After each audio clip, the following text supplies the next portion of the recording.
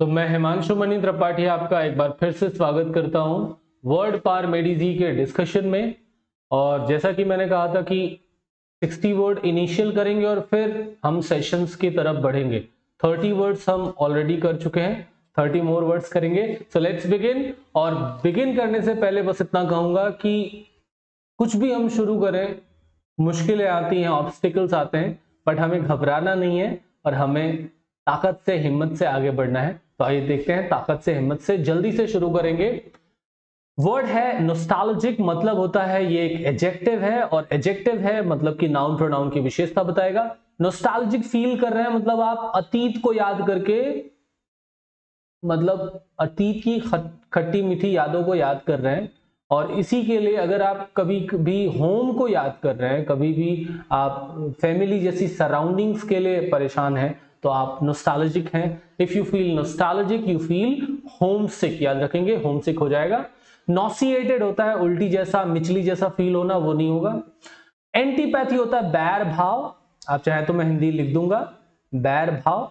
वैमनस्य बोलते हैं भाई, देखेंगे एंटीपैथी में friendliness, hostility, bashfulness, stage fright. Stage fright होता है स्टेज का फियर, बैशफुलनेस यानी कि शर्माना, और हॉस्टिलिटी होता है बैर भाव या वैमनस्य। तो बिल्कुल सही ऑप्शन हो जाएगा हॉस्टिलिटी। एंटीपैथी का एंटोनिम हो जाएगा फ्रेंडलीनेस। बात समझ रहे हैं? फ्रेंडलीनेस एंटीपैथी का एंटोनिम होगा। नेक्स्ट देख लेंगे, अगर आप सरकमस्पेक्ट फील कर रहे हैं, ये भी एक एडजेक्टिव है। एंटीपैथी एक नाउन था, याद रखेंगे। तो एडजेक्टिव है, इसको हिंदी में कहते हैं सावधान। तो if you feel circumspect it means you are very cautious, आप बहुत ही सावधान हैं। तो अगर आप कहीं नए शहर में जाएं, you should be circumspect, you should be cautious. Next word देख लेंगे, इंट्रिपिड। अगर आप बहुत ही इंट्रिपिड है, एडजेक्टिव है, तो हम कहते हैं आप साहसी हैं। यू आर एन इंट्रिपिड पर्सन, मतलब आप बहुत ही क्या है, फियरलेस हैं। बिल्कुल सही है, fearless would be the right word. इसका सिनोनिम हो सकता है बोल्ड, आप कह सकते हैं अनडॉन्टेड,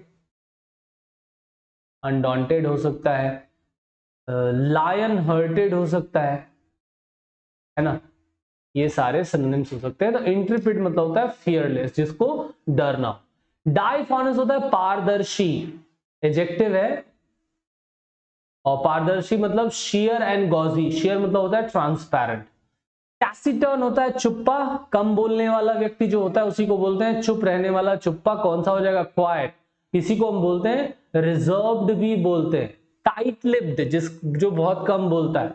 एंटोनिम क्या हो जाएगा इसका भाई, टैसिटर्न का? तो क्या हो जाएगा, लोकैसियस हो जाएगा, मतलब वाचाल, जो बहुत अत्यधिक बोलता है। बिल्कुल सही जा रहा है आप। नेक्स्ट देख लेंगे, मेलाइन वर्ब है, मतलब होता है नाम खराब करना, किसी का अच्छा नाम खराब करना। तो इसके लिए मेलाइन स्लैंडर होता है, रियल वर्ड हो जाएगा। इसको हम कहते हैं डिफेम भी बोल सकते हैं दोस्तों, बिल्कुल सही, डिफेम भी बोल सकते हैं। स्लैंडर या डिफेम बोलते हैं नाम खराब करना।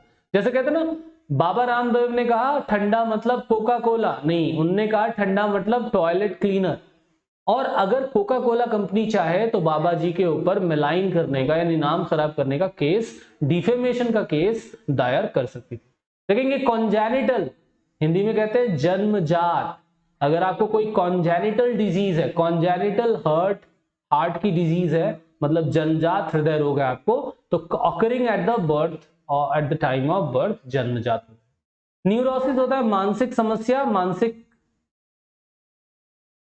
मानसिक समस्या बोल सकते हैं, मानसिक विक्षिप्तता बोल सकते हैं, तो समस्या लिख देते हैं हम। तो जो आपके इमोशनल डिस्टर्बेंस के लिए हम इस्तेमाल करते हैं न्यूरोसिस का, उसको न्यूरोसिस की प्रॉब्लम है, मतलब मानसिक रूप से वो विक्षिप्तता है। नेक्स्ट देख लेंगे, अनइक्वी वोकल। देखिए देखते हैं, कहते हैं उल्टा का उल्टा सीधा हो जाता है। कैसे सीधा हो जाता है दोस्तों? तो देखेंगे इक्वी वोकल होता है अस्पष्ट, तो अनइक्वी वोकल क्या हो जाएगा, अनइक्वी वोकल अस्पष्ट का उल्टा स्पष्ट, तो ये हो जाएगा स्पष्ट। बिल्कुल सही है। तो इसका एंटोनिम सिनोनिम हो जाएगा क्लियर एंड फोर्टराइट, जो कि बहुत ही स्पष्ट हो। क्लियर है? इसका एंटोनिम हो जाएगा एम्बिगियस, एम्बिगियस एक एंटोनिम होगा। ठीक है, एम्बिगियस मतलब होता है अस्पष्ट। ठीक है, नेक्स्ट देख लेंगे विकैरियस। तो विकैरियस होता है प्रतिनिधि रूप, ऐसे समझेंगे इसको। प्रतिनिधि रूप का मतलब क्या है? बहुत अच्छा वर्ड है, मुझे बहुत पसंद है। सपोज करिए कि मैं कहूं कि आपको एक समंदर की जर्नी पे जाना है, लेकिन आपके पास टाइम नहीं है, आपके पास पैसा नहीं है, तो आप क्या करते हो? आप लाइब्रेरी जाते हो, एक किताब उठाते हो जो समंदर के वोएज के ऊपर है। वोएज वर्ड होता है ना, वोएज मतलब होता है समंदर की यात्रा। वो यात्रा के ऊपर किताब है, वो किताब लाते हो और आप पढ़ना शुरू करते हो। और जब आप पढ़ते हो तो आपको लगता है कि आप ही तो इस किताब के नायक हो, आप ही तो हो जो समंदर की जर्नी कर रहे हो। तो आप उस जर्नी को एंजॉय कर रहे हो, लेकिन कैसे कर रहे हो? विकैरियसली कर रहे हो, यानी वो जो एंजॉयमेंट है वो विकैरियस एंजॉयमेंट है, मतलब किसी और से सेकेंड हैंड है, डेरिवेटिव है। तो आपके स्वयं के अनुभव पर आधारित नहीं है, किसी और के अनुभव पर आधारित है। इसका एंटोनिम हो जाएगा इंपीरिकल। अगर मैं कहूं this is my empirical knowledge, मतलब ये मेरा स्वयं के ज्ञान या अनुभव पर आधारित नॉलेज है। नेक्स्ट देख लेंगे, अनइक्विवोकल और विकैरियस दोनों ही एडजेक्टिव हैं, बिल्कुल सही। साइकोगेनिक, साइकोलॉजी मन का विज्ञान होता है, वैसे ही साइकोगेनिक जो मन में पैदा हो, तो क्या हो जाएगा? ओरिजिनेटिंग इन माइंड हो जाएगा। साइकोगेनिक मतलब originating in mind, one which originate in mind, मन में जन्म लेने वाला। ठीक है, नेक्स्ट देख लेंगे भाई, एनाक्रोनस कहते हैं क्रोनोलॉजिकल ऑर्डर में चीजें होती हैं तो टाइम के अकॉर्डिंग होती। तो अगर मैं आपसे, जैसे एग्जाम्स में सवाल पूछे जाते हैं ना कि बताओ कि पहले कौन आया इंडिया, साइमन कमीशन आया कि डलहौजी आया कि जो है पहले भारत छोड़ो आंदोलन हुआ कि पहले सविनय अवज्ञा आंदोलन हुआ, तो इन चारों को क्रम से लगाना। अब आपको अगर पता है कि ये आंदोलन या ये घटना इस सन में हुई, तो आपने उसको क्रम से लगा देना है, तो वो क्रोनोलॉजिकल हो जाता है। लेकिन एनाक्रोनस हो मतलब जो टाइम से डिफरेंट हो, belonging to a different time, बिल्कुल हो जाएगा, एक दूसरे समय से संबंधित, जो समय के अकॉर्डिंग सही ना हो। इकोनोक्लास्टिक, वैसे तो हिंदी में अक्सर आपको मिल जाता है मूर्ति भंजक। मूर्ति भंजक का मतलब होता है ना जो स्नियर करे ट्रेडिशन पे, जो जेलसी रखे, द्वेष रखे अपने परंपराओं पर, तो स्नियरिंग एट ट्रेडिशन। आइकोनोक्लास्टिक पीपल ऐसे होते हैं जो ट्रेडिशंस को अच्छी नजर से नहीं देखते हैं, तो ये हो जाएगा फर्स्ट ऑप्शन। टाइरो होता है एक आरंभ करने वाला, बहुत ही शुरुआत से शुरू करने वाला, तो जाहिर सी बात है बिगिनर हो जाएगा, बिल्कुल सही ऑप्शन हो जाएगा। डैबलर मतलब होता है शौकिया, जो कोई काम शौक के लिए करता है, उसको अमेच्योर भी बोलते हैं। नेक्स्ट देख लेंगे, लैकोनिक, अगर आपसे किसी ने कोई प्रश्न पूछा और आपने उसका लैकोनिक रिप्लाई दिया, लैकोनिक जाहिर सी बात है एडजेक्टिव है, और लैकोनिक रिप्लाई मतलब होता है बहुत ही संक्षिप्त और अर्थ प्रधान, मतलब टर्स एंड मीनिंगफुल। टर्स मतलब क्या होता है? संक्षिप्त, कॉन्साइज, और मीनिंगफुल मतलब अर्थ से भरा हुआ। तो संक्षिप्त व अर्थ प्रधान इसका मतलब हो जाता है। तो अगर आपका रिप्लाई लैकनिक है मतलब बहुत ही संक्षिप्त है, ज्यादा शब्दों का ज्यादा लाग लपेट नहीं करते आप, सीधी बात, नो बकवास। देखेंगे सिमेंटिक, एक स्टडीज होती है सिमेंटिक्स। सिमेंटिक्स संबंधित होती है वर्ड्स के, शब्दों के अर्थ से संबंधित विज्ञान होता है। तो सिमेंटिक एक एडजेक्टिव होगा और इसका मतलब होगा कि relating to the meaning of words, बिल्कुल सही है, फर्स्ट ऑप्शन क्लियर हो जाएगा। देखेंगे कैविलियर, कैविलियर मतलब होता है लापरवाह। कैसा लापरवाह? अगर आप कोरोना टाइम में हॉस्पिटल में जा रहे हैं और आपको कैविलियर ट्रीटमेंट मिल रहा है, मतलब कैसा ट्रीटमेंट मिल रहा है? बहुत ही लापरवाह। तो हॉटी एंड हाई हैंडेड, क्योंकि हॉटी मतलब होता है लापरवाह, तो haughty and high handed treatment अगर मिल रहा है आपको, मतलब आपको सीरियस ट्रीटमेंट नहीं मिल रहा है, आपके साथ लापरवाही हो रही है, और ऐसा नहीं होना चाहिए। नेक्स्ट देख लेंगे, एनॉमलस, वर्ड होता है एनॉमली, नाउन होता है, ये एडजेक्टिव बन जाएगा, जाहिर सी बात है नाउन प्रोनाउन की विशेषता बताएगा। तो एनॉमलस मतलब होता है, सोचिए वेदर में एनॉमलस चेंजेस हो गए, अभी बहुत नॉर्मल वेदर है, अचानक से बारिश होने लगी, तो ये एक अनयूजुअल चेंज है। एनॉमलस मतलब होता है अनयूजुअल। जैसे एक शख्स जो बहुत ही कंजूस है और आपने देखा अचानक से वो किसी भिखारी को भीख देने लगा, वो शख्स जो कभी किसी को एक पैसा नहीं देता है वो ऐसा कर रहा है, यानी हम समझ जाएंगे कि ये बिहेवियर इसका एनॉमलस बिहेवियर, मतलब ये डिविएटेड है, ये रियल वाला नहीं है, ये अनयूजुअल है। पोस्टह्यूमस कहते हैं मरणोपरांत, तो मरणोपरांत क्या होगा, born after the death of father. अगर कहते हैं पोस्टह्यूमस चाइल्ड है, मतलब जब वो पैदा हुआ तो उसके पिता मर चुके थे। एनॉमलस, पोस्टह्यूमस भी एक एडजेक्टिव होगा। देखेंगे इनरवेटेड तो मतलब होता है अत्यधिक थका हुआ। अगर मैं कहूं आई एम फीलिंग इनरवेटेड, मतलब I am feeling completely exhausted, मतलब एग्जॉस्ट हो गए हैं भगवान, अब कोई काम नहीं हो पाएगा। तो कौन सा ऑप्शन हो जाएगा, कंप्लीटली एग्जॉस्टेड। बहुत अच्छा। देखेंगे पर्सपिकैसिटी, हिंदी में बोलते हैं कुशाग्रता। आपको पता है अगर आपके वर्ड के आखिर में ITY आया है, नेस आया है, ISM आया है, हुड आया है, तो आप जानते हैं आप कौन से नाउन से डील कर रहे हैं, अब्स्ट्रैक्ट नाउन से, है कि नहीं। तो पर्सपिकैसिटी मतलब एक अब्स्ट्रैक्ट नाउन, भाववाचक संज्ञा है, जिसका मतलब होता है कुशाग्रता।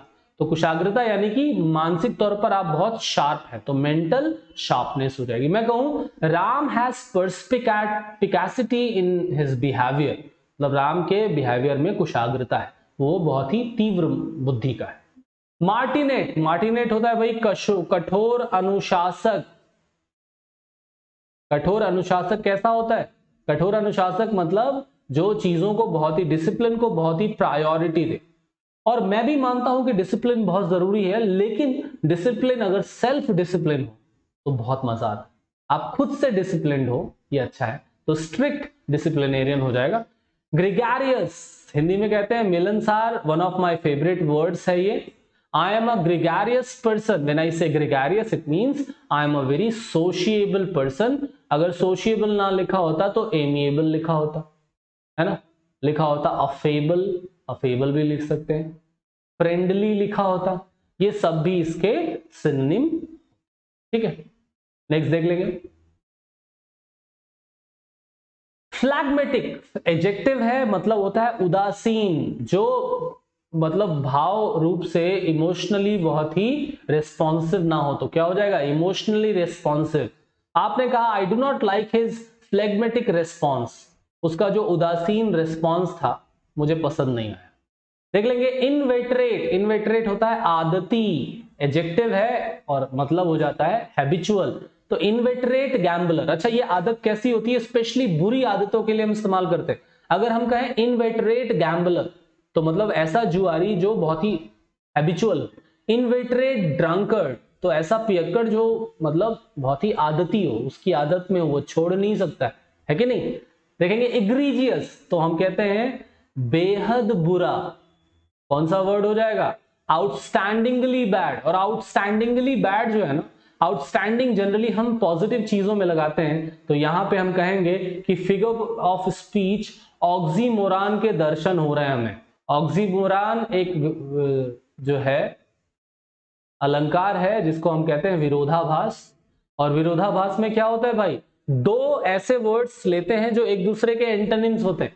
जैसे हम कहें ओपन सीक्रेट, तो अगर कोई चीज ओपन है तो वो सीक्रेट नहीं हो सकती, और अगर कोई चीज सीक्रेट है तो वो ओपन नहीं हो सकती। तो ये दोनों के एंटोनिम है। ड्रामेटिक इस्तेमाल के लिए हम इसका यूज करते हैं, जैसे my life is an open secret.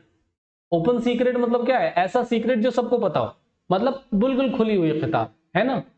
तो ये आउटस्टैंडिंगली बैड बेहद बुरा हो जाएगा, एग्रीजियस। नेक्स्ट देख लेंगे कैकोफोनी का मतलब होता है कोलाहल, अब्स्ट्रैक्ट नाउन है।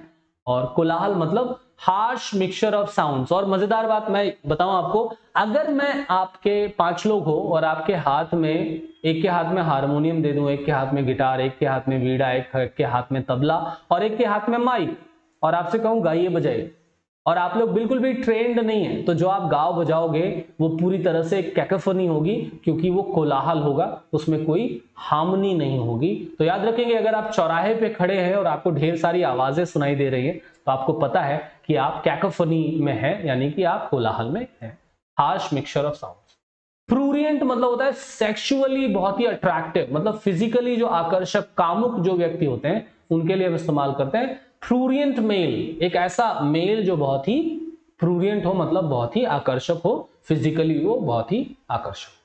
अग्जोरियस मतलब होता है पत्नी भक्त, वैसे बोलते हैं। ऑक्सोरियस हस्बैंड बोलते हैं। क्या हो जाएगा, fondly and foolishly doting on one's wife, जो अपने पत्नी पर बहुत ही मूर्खतापूर्ण रूप से अनुराग रखता हो। देखिए पत्नी से प्रेम करना एक अलग बात है और पत्नी भक्त होना, फुलिशली चीजों को वैसा देखना वो भी है।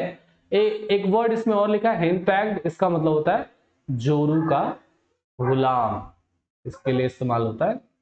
तो हेनपैक्ड मतलब होता है। तो मुझे उम्मीद है आपको ये 30 वर्ड्स याद रहेंगे और गलती नहीं करेंगे। बहुत बहुत शुक्रिया आपका, खुश रहिए, ख्याल रखिए और नेक्स्ट वीडियो जल्दी ही मैं आपको सेंड करूँ। Thank you very much, enjoy your day.